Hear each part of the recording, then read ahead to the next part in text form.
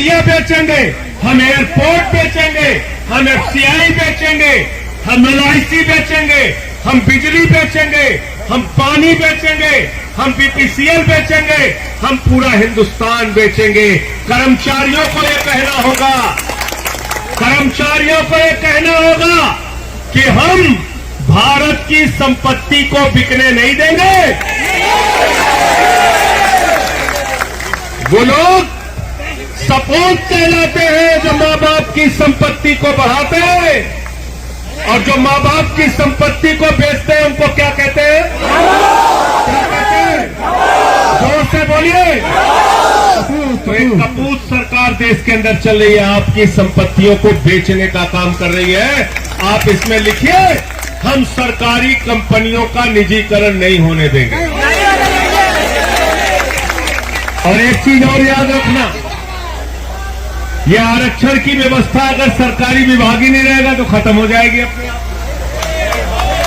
फिर कहां रहेगी आरक्षण की व्यवस्था? अपने आप खत्म हो जाएगी।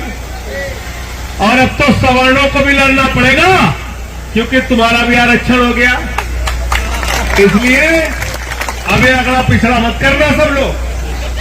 मोदी जी ने सवर्णों के लिए ईडब्ल्यूएस का जो आरक्षण किया है वो भी खत्म कर देंगे अगर इसको अडानी को बेच दिया।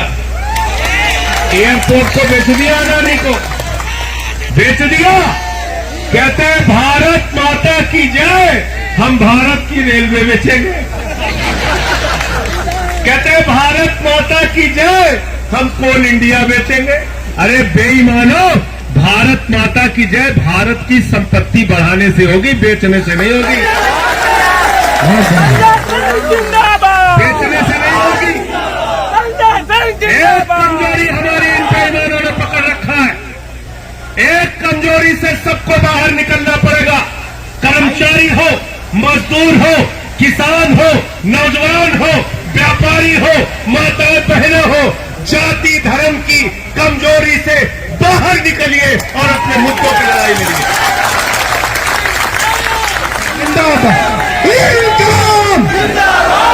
हमको कहना होगा कि हम शिक्षा के नाम पर राजनीति करेंगे, हम स्वास्थ्य के नाम पर राजनीति करेंगे, हम सरकारी कर्मचारियों की एकता और उनकी तरक्की के नाम पर राजनीति करेंगे। बताओ, हिंदुस्तान में कौन सी संस्था है जहां पे 400 लोग सालाना मार दिए जाते हैं और सरकार उनको पूछती नहीं? इसकी लड़ाई सिर्फ आज जंतर मंतर पे नहीं होगी, इसकी लड़ाई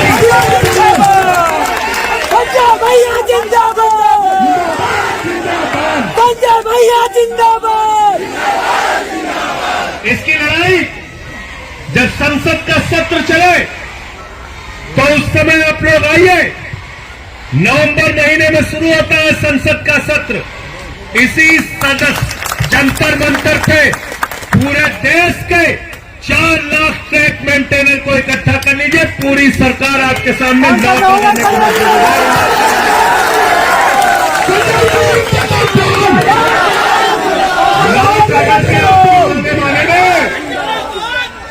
याद रखना।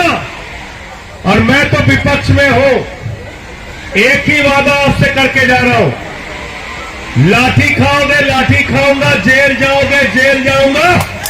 पार्लियामेंट में आपकी आवाज उठाने,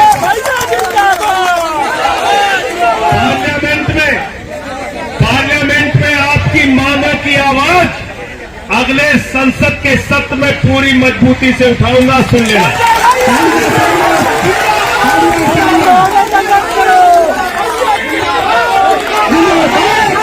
कोई ऐसा मुद्दा नहीं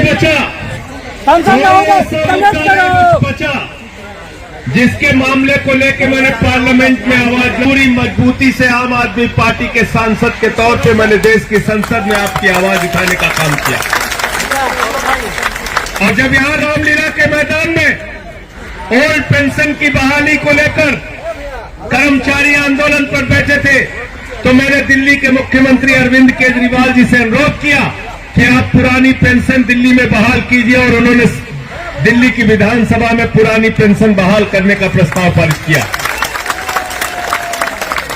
इसलिए आप सबसे एक ही बात कहना चाहता हूं, जो ट्रैक मेंटेनर ट्रैक को सही करते हुए, ट्रैक को बनाते हुए अच्छा ट्रैक बन सके, इसलिए ट्रेन के नीचे आके अपनी जान दे देते हैं, वो आपके और हमारे लिए शहीद हैं, जो लोगों की जान बचाने के लिए अपनी कुर्बानी देते हैं। रेल के अंदर यात्री बैठकर अच्छी ट्रैक पे चल सके, इसलिए ट्रैक मेंटेनर अपनी जान की कुर्बानी दे देता है। और इसलिए मैं आपसे कहना चाहता हूं, वो अगर आपके लिए, हम सब के लिए शहीद हैं, तो जैसे दिल्ली की सरकार ने शहीदों के लिए 1 करोड़ की सम्मान राशि घोषित की है, जिसके साथ भी ऐसी दुर्घटना होती है, उनके परिवार के लिए 1 करोड़ की सम्मान राशि परिवार के लिए रेलवे की तरफ से मिलना चाहिए।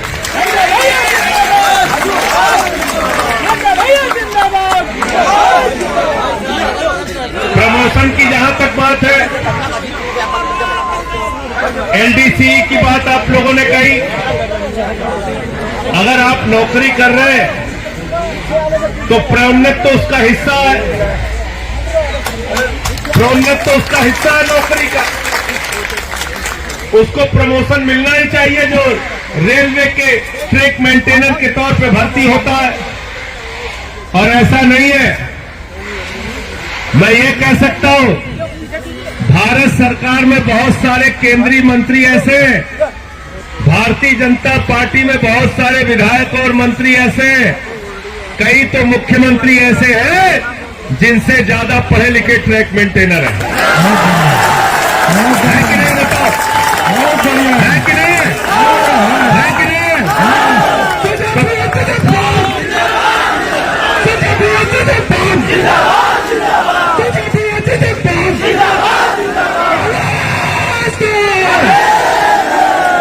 तो एक चीज बताओ, तुम 8वीं पास करके देश चला सकते हो और ये MA पास करके प्रमोशन नहीं ले सकते, ये कैसी बात है भाई? कैसी बात है? तुम 8वीं 10वीं पास करके अंगूठा टेक होकर भी देश चला सकते हो, मंत्री बन सकते हो, मुख्यमंत्री बन सकते हो, केंद्र सरकार में मंत्री बन सकते हो। अरे ये तो पढ़े लिखे लोग हैं, इनको भी प्रमोशन मिलना ही। और इसलिए एक बात मैं जरूर कहना चाहूंगा, एक अंतिम बात आपसे जरूर कहना चाहूंगा। साल 11 महीने तक आप लोग इंसान रहते हैं, जैसे ही चुनाव आता है कोई हिंदू हो जाता है, कोई मुसलमान हो जाता है, कोई ठाकुर हो जाता है, कोई ब्राह्मण हो जाता है, कोई यादव हो जाता है, कोई दलित हो जाता है, कोई पिछड़ा हो जाता है। ये काम बंद कर दो, ये काम अब नहीं चलेगा। सारे के सारे 4 लाख ट्रैक मेंटेनर कर्मचारी है, और जो हमारा हक नहीं देगा हम उसके खिलाफ वोट देंगे। ये प्रस्ताव पारित करो। तब डरेंगे तुमसे, तब डरेंगे। इन बेईमानों को मैं अच्छी तरीके से जानता हूं। अगर ये जान जाए कि 4 लाख परिवार हमारे खिलाफ वोट देने के लिए तैयार हो रहा है, तो याद रखना, फिर कोई भी सरकार आपकी मांगे मानेगी और मानेगी, उससे कम में गुजारा नहीं होगा। तो इसलिए साथियों और दोस्तों, आज अंत में एक ही बात कह के अपनी बात को समाप्त करूंगा। नौजवान कहता है हमको नौकरी दे दो, सरकार कहती है पैसा नहीं है। किसान कहता है फसल का दाम दे दो, सरकार कहती है पैसा नहीं है। कर्मचारी कहता है पेंशन दे दो, प्रमोशन दे दो, सरकार कहती है पैसा नहीं है। माताएं बहनें कहती है बच्चों का दूध महंगा हो गया, इसको सस्ता कर दो, थोड़ी महंगाई तो कम कर दो, सरकार कहती है पैसा नहीं है। ये पैसा गया कहां साथियों? याद कीजिए, अडानी 2014 में उसकी संपत्ति थी 39,000 करोड़, 2018 में उसकी संपत्ति हो गई 57,000 करोड़, 2020 में उसकी संपत्ति हो गई 2.5 लाख करोड़, 2022 में उसी अडानी की संपत्ति हो गई 13 लाख करोड़ रुपए। आपका पैसा इन पूंजीपति लोगों ने लूट रखा है, इनसे हिसाब लेना होगा, तब हमारी समस्याओं का समाधान होगा। पंजाब भैया जिंदाबाद। एक अडानी के लिए 13 लाख करोड़ रुपए और ट्रैक मेंटेनर जो अपनी जान दे देता है, उसके लिए रक्षक यंत्र का पैसा नहीं, उसके लिए एलडीसी का पैसा नहीं, उसके लिए प्रमोशन का पैसा नहीं, उसके लिए पेंशन का पैसा नहीं। अभी भी आपको याद है? आप बताइए मुझे, उसको मुआवजा देने का पैसा नहीं, उसके लिए पैसा नहीं। अडानी को 2.5 लाख करोड़ रुपए बैंक से कर्जा मिला है। एक आदमी को दुनिया का दूसरे नंबर का अमीर बना दिया मोदी जी। और ट्रैक मेंटेनर गरीबी में, मुफलिसी में अपना परिवार चलाए, ये दोहरी व्यवस्था नहीं चल सकती। तुम अडानी को 2 नंबरी अमीर बना रहे हो, बनाओ भाई, 2 नंबरी अमीर बना दिया उसको। लेकिन ट्रैक मेंटेनर की भी समस्या आपको सुननी पड़ेगी और इसका भी समाधान करना पड़ेगा। अंत में मैं फिर कह रहा हूं, इसको अलग अलग राज्यों की राजधानी में रखिए। उसके बाद नवंबर के आखिरी सप्ताह में पार्लियामेंट की शुरुआत होगी। तारीख आप लोग तय कर लीजिए। लेकिन 4 लाख ट्रैक मेंटेनर जिस दिन दिल्ली की सड़कों पर आ जाएगा, मैं दावे के साथ कहता हूं, रेल मंत्री नहीं, देश की सरकार और प्रधानमंत्री को आपकी एक एक मांग माननी पड़ेगी, सुननी पड़ेगी। पार्लियामेंट के सत्र में क्या बोलूंगा वो सुन लेना।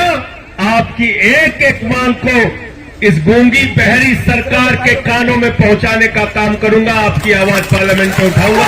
बहुत बहुत शुक्रिया, बहुत बहुत धन्यवाद। इनकलाब जिंदाबाद, इनकलाब जिंदाबाद, कर्मचारी एकता जिंदाबाद, कर्मचारी एकता जिंदाबाद। महोदय आप अभी आप नहीं जाएंगे, आप थोड़ी